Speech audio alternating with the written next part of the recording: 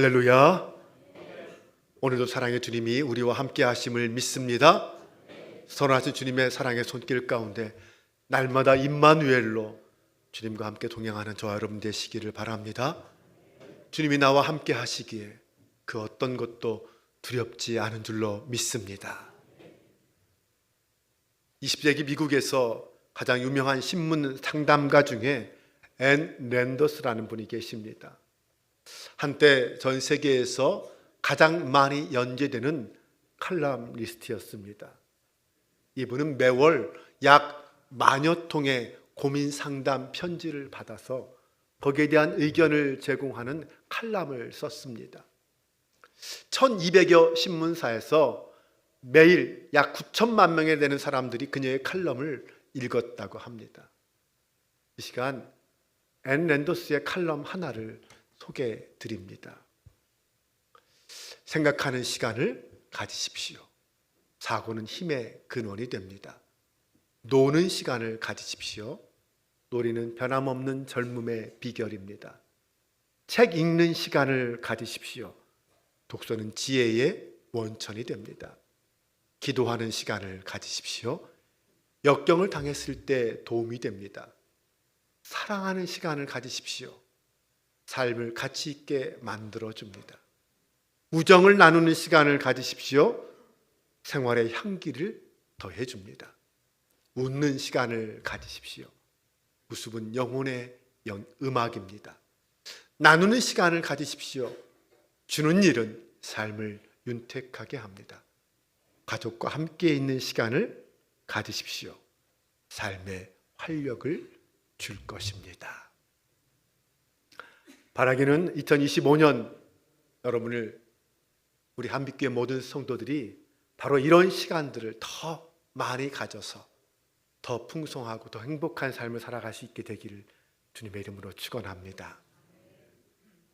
그런데 이분이 자신이 받은 그 수많은 상담 편지들을 주제별로 분류해 보았다고 합니다. 여러분 생각에 어떤 주제의 편지가 제일 많았을 것 같습니까? 두려움에 관한 편지가 제일 많았다고 합니다.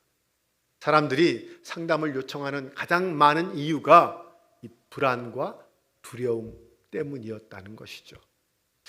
네, 맞습니다. 현대인들은 갖가지 두려움 가운데 살아가고 있습니다. 여러분은 어떤 두려움이 있습니까? 사람은 누구나 죽음에 대한, 자기 운명에 대한 두려움이 있습니다. 교통사고나 당하지 않을까? 혹시 암에 걸린 것은 아닐까? 어떤 분은 대상포진에 대한 두려움이 있습니다. 어딘가 좀 이상하면 혹시 내가 대상포진에 걸린 건 아닌가? 이런 걱정을 하죠. 우리는 이렇게 두려움에 대한 질병에 대한 두려움을 갖고 살아갑니다. 그런가 하면 우리에게는 상실에 대한 두려움이 있습니다. 내가 가지고 있는 재산을 다 잃어버리진 않을까? 어느 날 갑자기 주식이 다 휴지 조각이 되진 않을까? 사랑하는 사람을 잃어버리진 않을까? 직장을 잃어버리진 않을까? 우리는 두려워합니다. 그 밖에도 내가 그 일을 감당할 수 있을까라는 일에 대한 두려움이 있고 처한 현실의 어려움에 대한 두려움도 있습니다. 실패에 대한 두려움은 정말 무서운 일입니다. 혹시나 실패했을 때 실패도 문제지만 실패에 대한 두려움이 더 큰 문제가 됩니다. 이후에 그것이 트라우마처럼 남기 때문이죠. 심리적인 두려움도 있습니다. 사람마다 특별한 어떤 현상을 두려워합니다. 폐쇄 공포증이라는 것이 있죠. 밀폐된 공간 안에 들어가면 두려워합니다. 식은땀이 나고 심장이 빨리 뛰고 혈압이 올라가죠. 반대로 광장 공포증이라는 것도 있습니다. 이것은 갇혀 있으면 편안한데 광장 같은 넓은 장소에 가면, 특히 급하게 빠져나갈 수 없는 장소나 도움을 받기 어려운 장소에 가면 두려워하는 것입니다. 고소공포증도 있죠. 높은 데만 올라가면 겁이 나는 거죠. 이런 사람들은 높은 아파트에 살기 어렵죠. 세균 공포증이라는 것도 있습니다. 제가 아는 어떤 사람은 아무 데도 잘 앉지 못합니다. 눈에 보이지 않지만 세균이 득실득실 한다는 거예요. 그래서 무슨 일을 하기만 하면 몇 번이고 손을 씻습니다. 온갖 것에 세균이 우글거린다고 생각하면서 세균 없이 깨끗하게 하느라 그토록 애를 쓰는 거죠. 이런 것도 공포증 중에 하나입니다. 그런데 이 두려움의 문제는 두려움 자체로 끝나지 않는다는 데 있습니다. 사람이 두려움에 사로잡히게 되면 긍정적이고 적극적인 삶을 살아가지 못하게 됩니다. 나중에는 건강마저 해치게 되죠. 어떤 심리학자가 쥐 100마리를 가지고 실험을 했습니다. 100마리의 쥐를 이 철책 속에 가두어 놓은 다음에 그 주위에 무서운 고양이 한 마리를 묶어놓고 위협을 하게 만들었습니다. 100일이 지난 뒤에 이 쥐를 꺼내어서 해부를 해본 결과 대부분의 쥐가 이 심장병과 암에 그리고 위장병에 걸려서 고생한다는 것을 알게 되었습니다. 쥐들에게 아무리 좋은 음식을 먹여준다 하더라도 고양이에 대한 두려움 때문에 그들의 오장육부가 다 오그라들었다는 것입니다. 사람도 마찬가지입니다. 두려움은 만병의 근원이 됩니다. 동양의 우화집에 이런 이야기가 있습니다. 어떤 아라비아 사람이 바그다드로 가는 길에 이 전염병을 만났습니다. 전염병아, 너 어디로 가고 있는 중이냐 물었더니 나는 지금 바그다드로 가는데 거기서 내가 5,000명을 죽일 거야. 이렇게 대답하는 거예요. 그리고 얼마 되지 않아 정말 바그다드에 이 무서운 전염병이 돌았고 무려 5만 명이나 되는 사람들이 죽었습니다. 얼마 후에 이 아라비아 사람이 길을 가다가 전염병을 다시 만날 기회가 생겼습니다. 그때 이 사람이 전염병에게 항의했습니다. 전염병아, 너 지난번에 5,000명 죽이러 간다고 하지 않았느냐? 그런데 어째서 5만 명이나 죽였느냐? 그랬더니 전염병이 하는 말이 그렇지 않소. 나는 5,000명만 죽였을 뿐이요. 나머지는 모두 스스로 공포에 질려 죽어간 것이요. 두려움이 문제라는 것이죠. 오늘 본문은 멸망을 앞둔 이스라엘 백성들을 향한 하나님의 약속의 말씀입니다. 지금 이스라엘의 상황은 전혀 희망이 없는 그런 위기 상황입니다. 그들의 지은 죄가 너무나도 컸습니다. 선지자를 통하여 끊임없이 하나님께서 말씀하셨음에도 불구하고 그들은 돌이키지 않았습니다. 이제 더 이상 소망이 없습니다. 모든 소망이 끊어졌어요. 하나님은 이제 결국 그들에게 멸망을 선포할 것이고 그들은 결국 다 포로로 끌려가게 될 것입니다. 이 말씀을 들은 이스라엘은 크게 낙담하고 두려움과 공포에 빠지게 되었습니다. 바로 그때 하나님께서 그런 두려움에 빠진 백성들을 위로하십니다. 너는 두려워하지 말라라는 것이죠. 그렇다고 해서 환경이 바뀌거나 변화되는 것은 아닙니다. 패망의 역사는 그대로 흘러갈 것이에요. 이루어지고 말 것입니다. 나라는 망하고 예루살렘은 불타고 백성들은 포로로 끌려갈 것입니다. 그러나 그런 극한 상황 가운데서도 하나님은 그들에게 두려워하지 말라라고 하십니다. 그 어떤 상황 가운데서도 두려워할 것이 없다는 것입니다. 환경을 초월하는 그 모든 환경을 넘어서는 하나님의 은혜의 역사가 있기 때문입니다. 먼저 하나님은 너는 내 것이다 이렇게 말씀하십니다. 내가 너를 구속하였고 너를 지명하여 불렀나니 너는 내 것이라.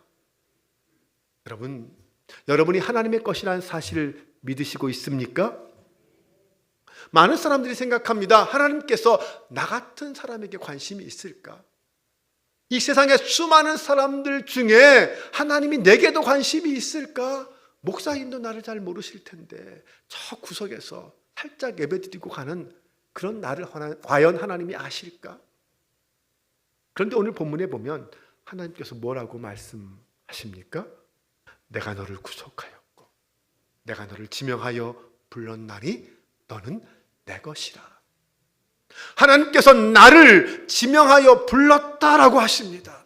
여러분, 내가 우연히 예수 믿게 된 것이 아니에요. 하나님이 이 땅의 70억 인구 중에서 영원전부터 나를 택하시고 때가 되어서 나를 지명하여 불러내시고 이제는 너는 내 것이다 라고 말씀하십니다. 그래서 오늘 우리가 저와 여러분이 이 자리에 앉아 있는 것 아닙니까? 사랑하는 여러분, 오늘 우리는 하나님의 소유임을 믿으시기 바랍니다. 비록 어려움을 당하고 때로는 고통을 당해도 여전히 나는 하나님의 소유입니다. 하나님은 한번 당신의 소유로 삼으신 것을 결코 버리지 않으십니다. 그래서 우리는 영원히 하나님의 것입니다. 나라가 망해도, 성전이 불타도, 죄 때문에 징계를 받아도, 포로로 끌려가도 이스라엘은 하나님의 것입니다. 결국 다시 그들을 새롭게 하시고 다시 세워주신다는 것입니다.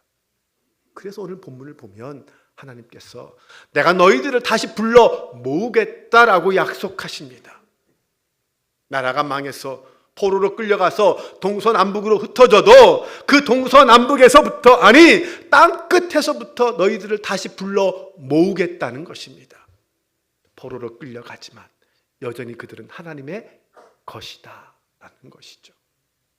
내가 어떤 일을 당해도, 어떤 어려움을 당해도 우리는 하나님의 것이라는 사실을, 이것은 결코 변하지 않는다는 사실을 믿으시기 바랍니다. 요한복음 10장에 보면 예수님이 이렇게 말씀하십니다.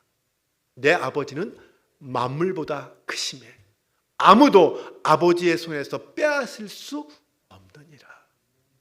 네, 하나님의 손에서 결코 우리를 빼앗을 수 없습니다. 빼앗을 수 있는 세상은, 이 세상에, 세력은 이 세상에 없습니다. 그러므로 그 누구도, 그 무엇도 두려워할 이유가 없다는 거죠.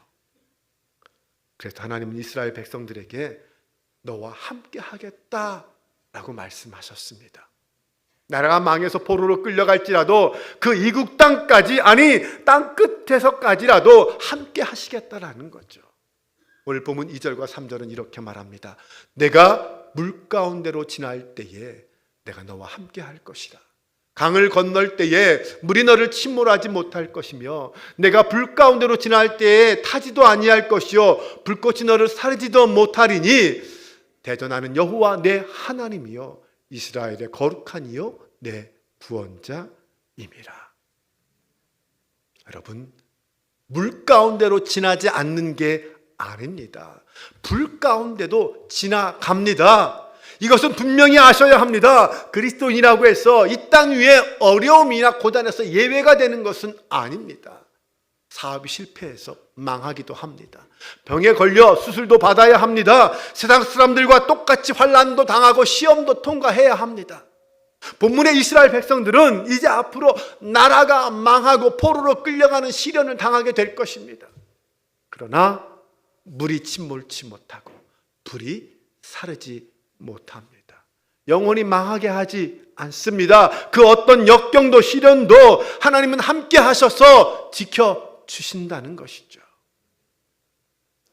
어린아이가 밤에 엄마와 함께 잠을 자다가 깨었어요. 깨어보니 캄캄합니다. 캄캄한 것은 무섭습니다. 그래서 울기 시작하죠. 그러면 이 어린아이가 어떻게 해야 울음이 그치고 다시 잠을 잘 수 있을까요? 엄마가 옆에서 아이의 울음소리를 듣고 깹니다. 아이의 가슴에 손을 얹고 두드리면서 엄마 여기 있어 토닥거립니다. 그러면서 엄마가 자장가를 불러주면 아이는 금방 잠이 들 거예요.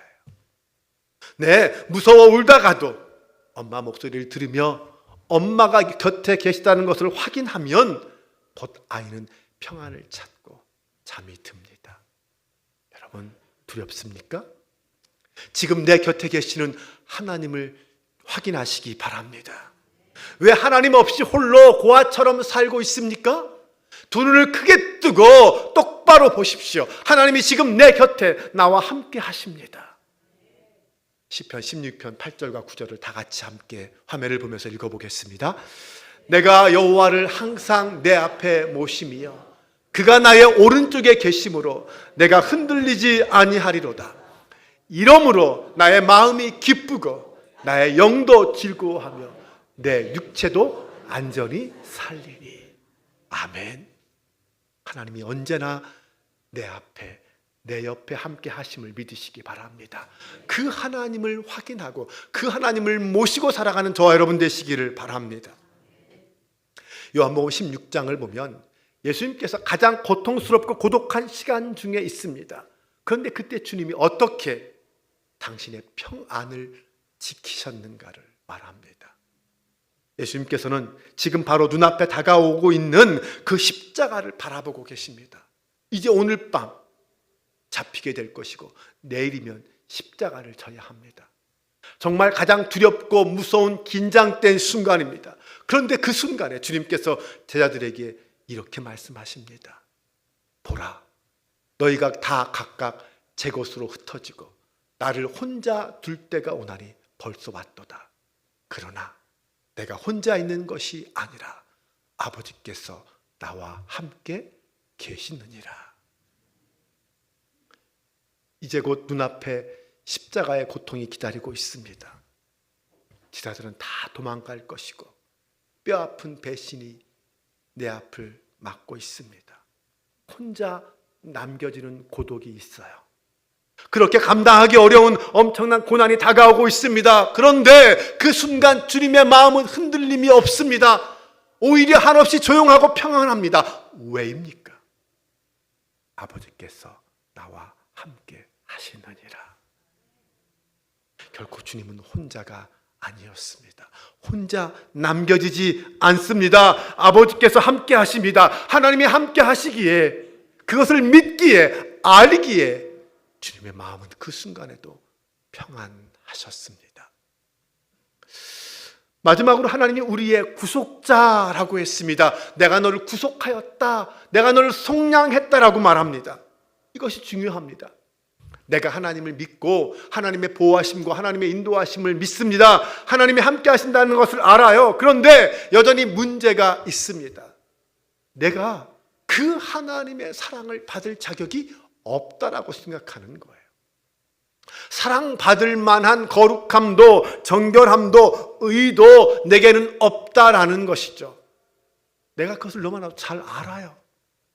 내 하나님의 도우심을 믿고 싶은데, 받고 싶은데 내 죄악이, 내 허물이 내 앞에서 나를 가로막고 있습니다. 다른 사람은 몰라도 나는 내 죄를 너무나도 잘 알아요.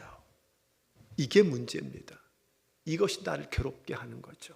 나는 사랑받을 자격이 없다라고 생각하는 겁니다.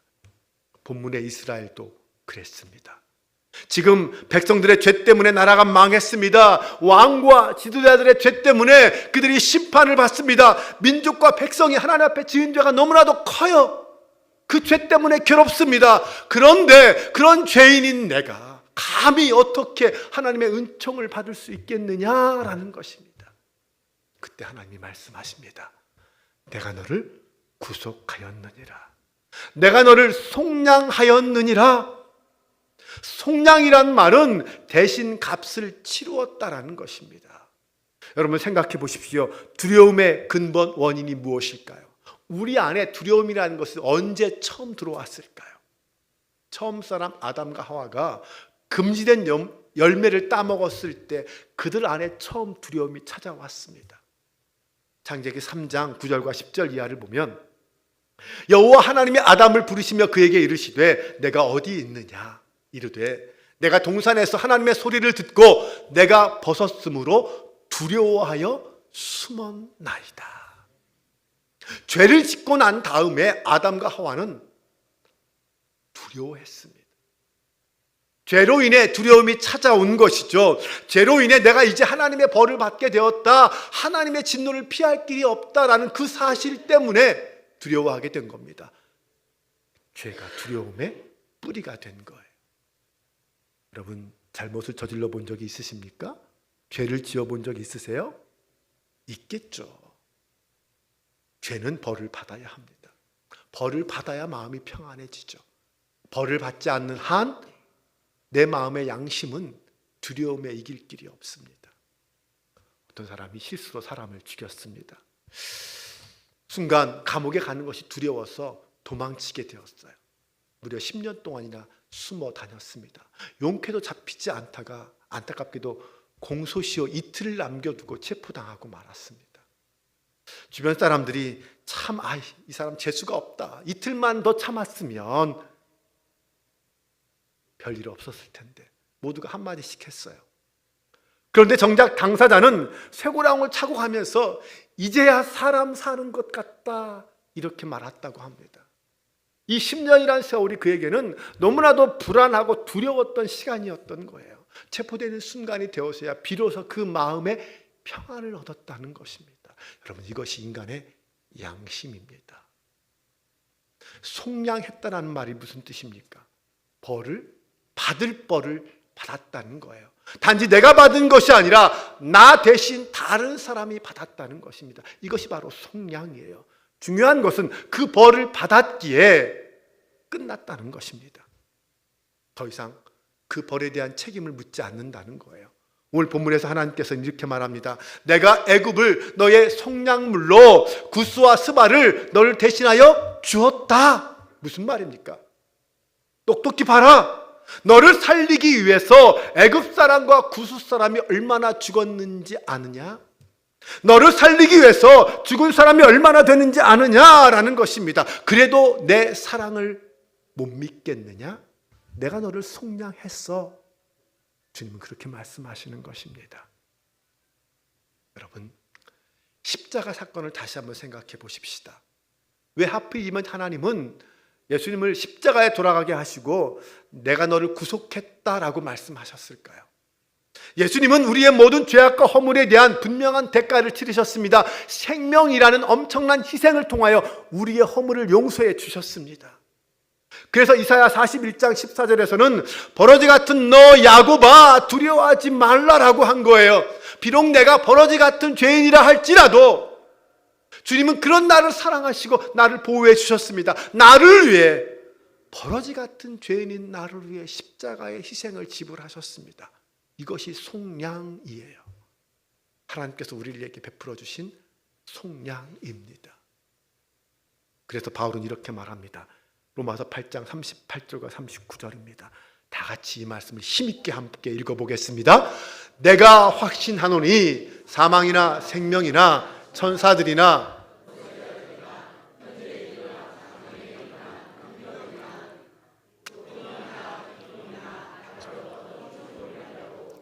우리를 우리 주 그리스도 예수 안에 있는 하나님의 사랑에서 끊을 수 없으리라. 아멘.